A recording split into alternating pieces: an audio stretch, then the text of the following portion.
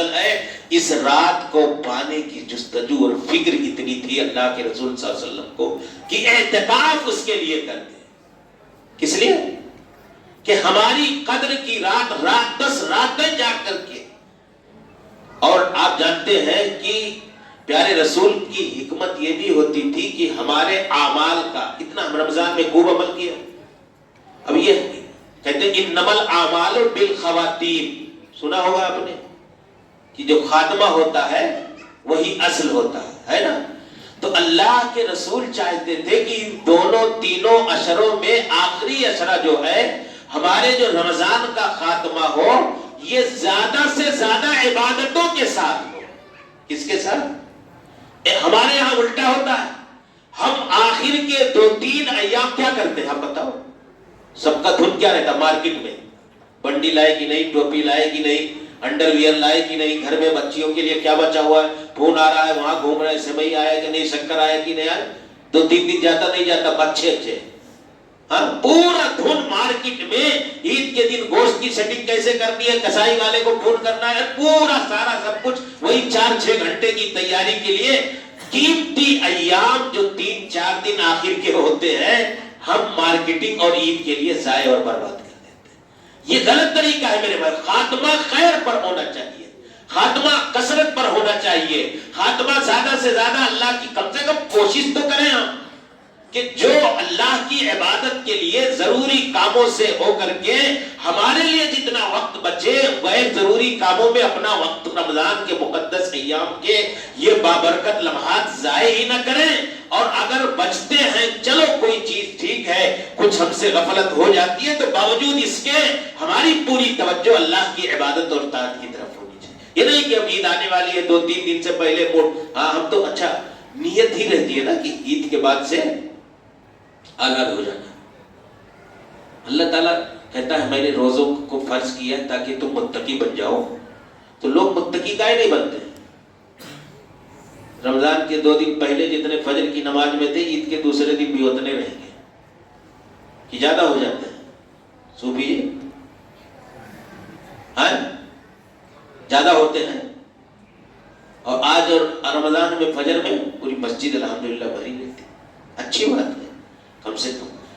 اچھا بتاؤ کتنے لوگ نیت کیے ہیں کہ ہم عید بعد بھی فجر کی نماز پڑھیں گے؟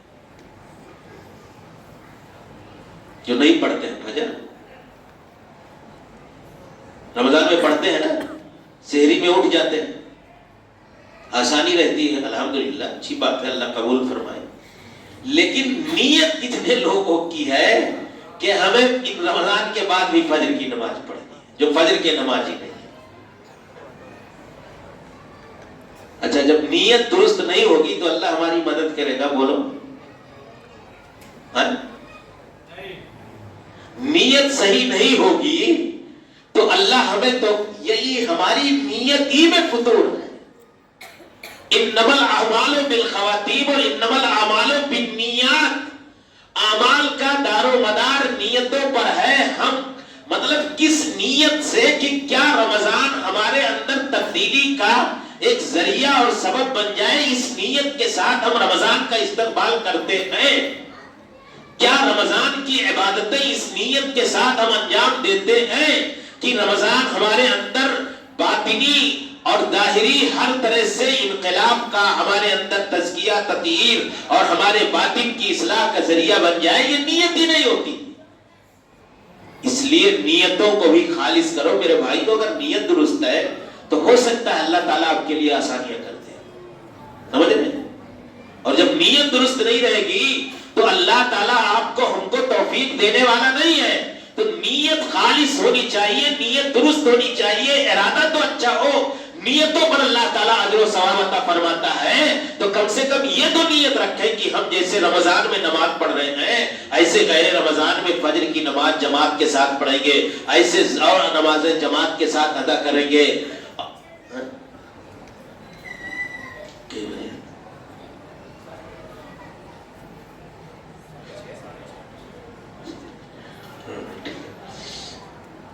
تو میں یہ کہہ رہا تھا کہ اللہ تعالیٰ بندوں کی نیت کے مطابق انہیں توفیق دیتا ہے.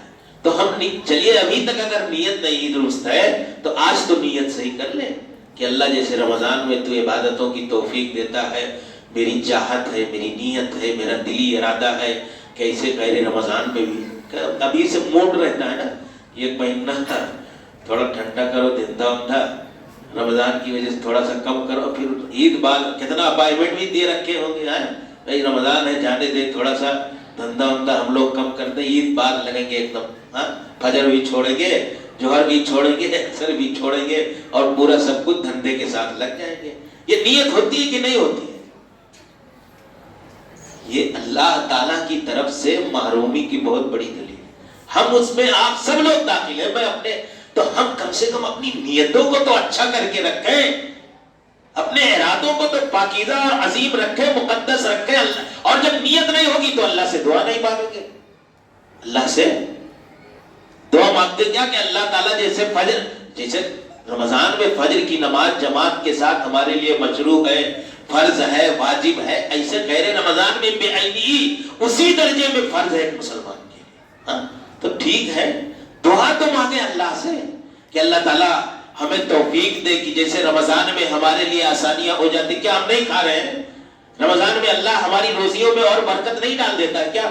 آپ کتنا پیسہ خرچ کرتے ہو، کتنا لوگ بانٹ ڈالتے ہیں اللہ تعالیٰ، اور کھانے کے انواع و اقسام، بکرے کا گوشت ابھی 2-3 دن ہو جاتا ہوگا نارمل لوگوں کے یہاں، اور ویسے ہفتے میں 1 دن بھاری لگتا ہے، رمضان کی برکت ہے، ہوتی ہے کہ نہیں ہوتی بتاؤ؟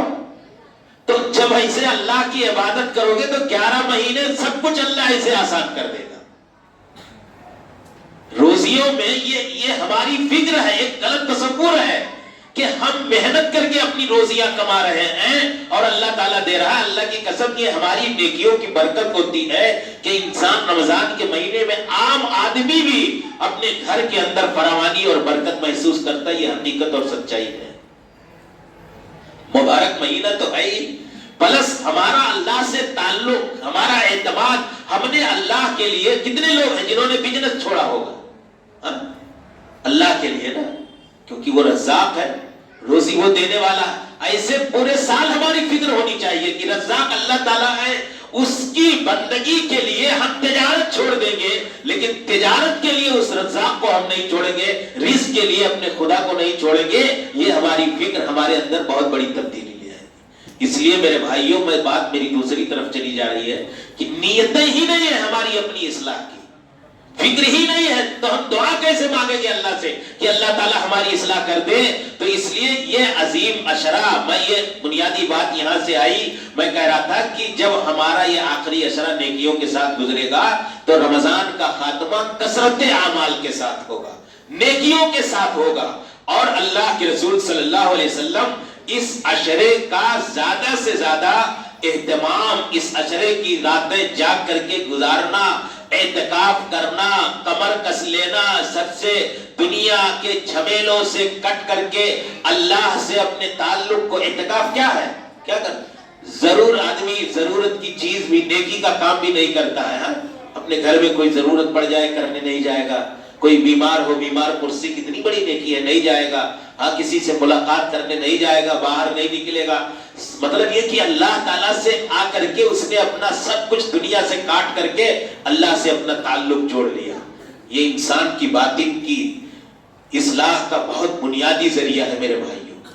تو یہ اللہ کے رسول کیوں کرتے تھے، اس پر غور کریں ہم کہ 10 دن اعتکاف کی حالت میں رات اور دن اللہ کے گھر سے جڑ کر کے، دنیا سے کٹ کر کے اللہ کی عبادت میں گزارنا، اس لیے کہ ان ایام کی عظمتوں کو سمجھتے تھے، ان ایام کی قیمت کو، قدر و منزلت کو، حیثیت کو پیارے رسول جانتے تھے۔ اور سب سے بنیادی وجہ یہی تھی کہ اس آخری عشرے کی راتوں میں ایک رات کون سی ہے؟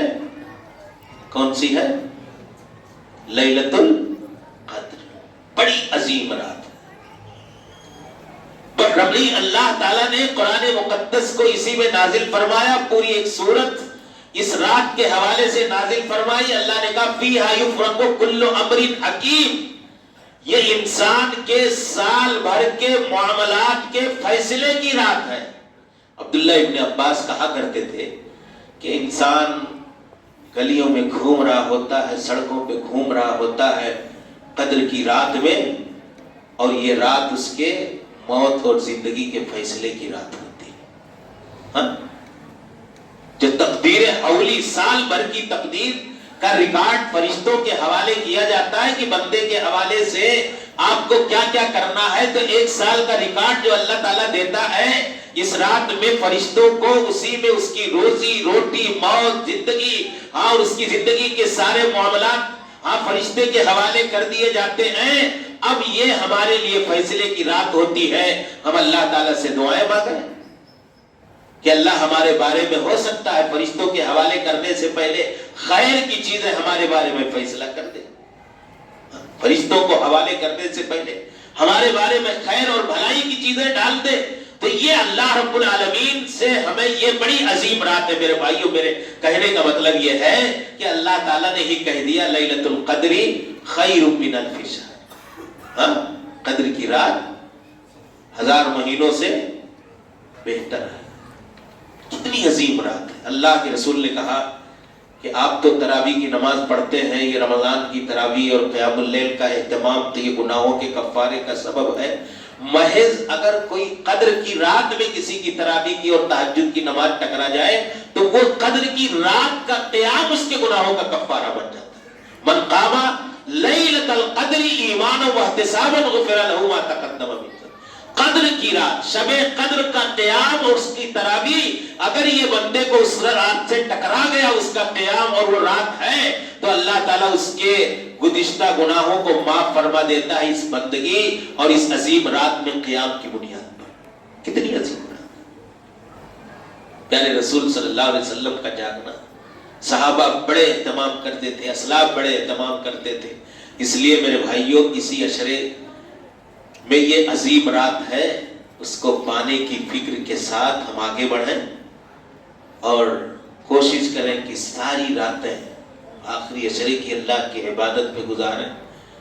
علماء نے بخاری کی روایات سے ذکر کیا کہ تحروا لیلۃ القدر فی الوتر من العشر الاواخر من رمضان, کہ قدر کی راتیں رمضان کے آخری عشرے کی طاق راتوں میں تلاش کرو. تو ٹھیک ہے آدمی کم از کم طاق راتیں اللہ کی عبادت میں گزارے. بہتر یہ ہے اور سنت رسول یہ ہے کہ اعتکاف کرے بندہ.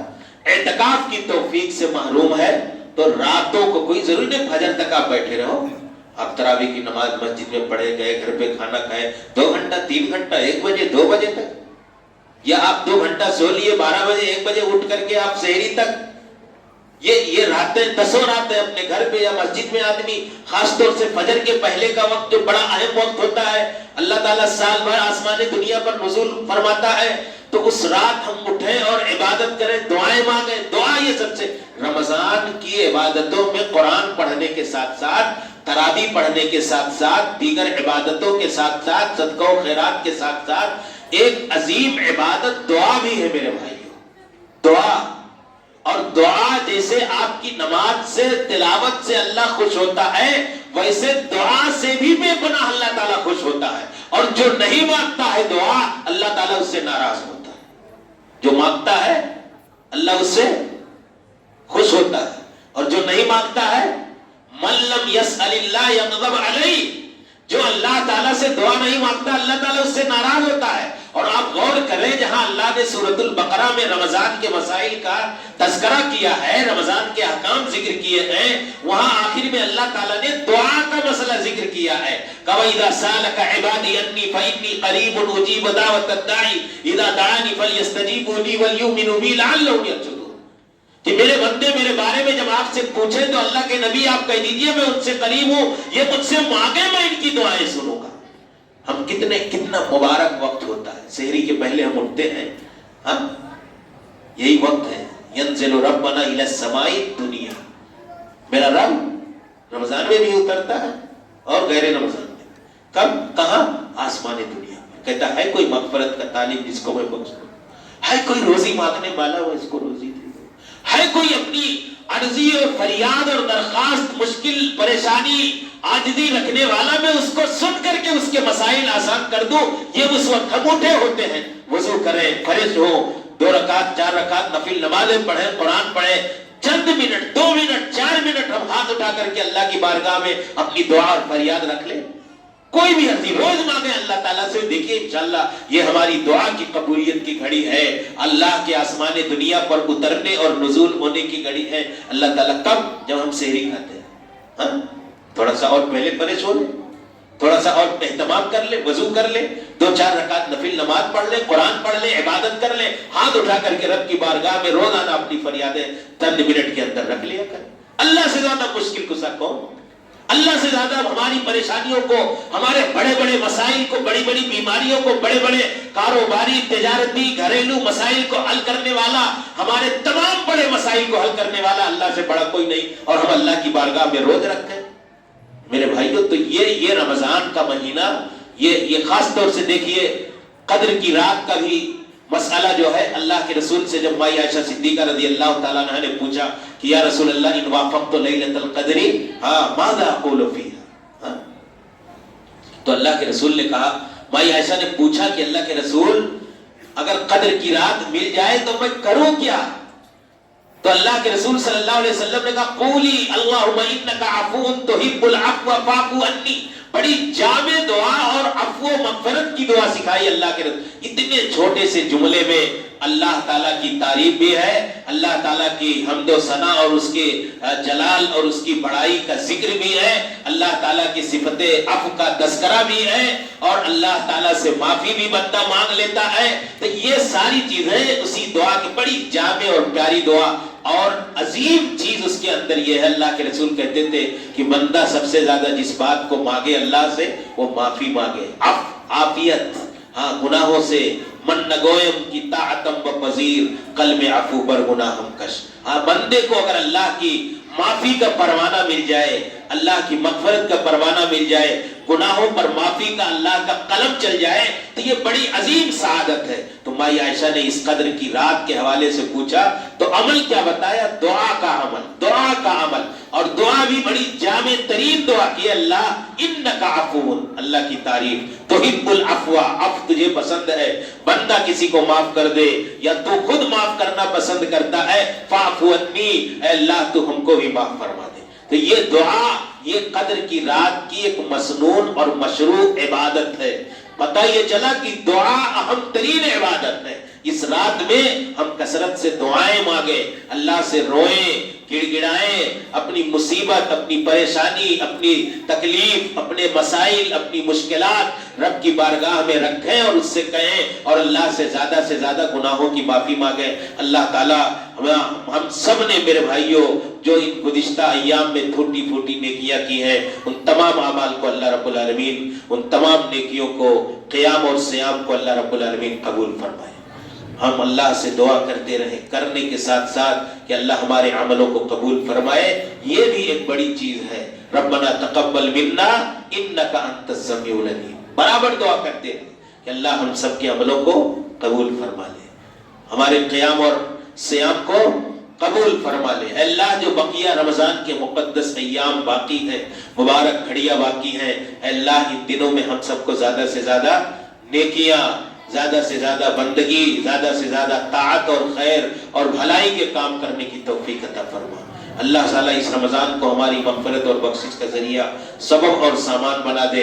اللہ ہم سب کی حاضری کو قبول فرما، ہمارے روزوں کو قبول فرما، ہمارے قیام اور صیام کو قبول فرما، اور آنے والے دنوں میں زیادہ سے زیادہ نیکیاں کرنے کی توفیق عطا فرما. ہم سب کو قدر کی رات کو پانے کی توفیق عطا فرما. آمین. وآخر دعوانا الحمدللہ رب العالمین. استغفر اللہ لی ولکم ولسائر المسلمین. والسلام علیکم ورحمۃ اللہ وبرکاتہ.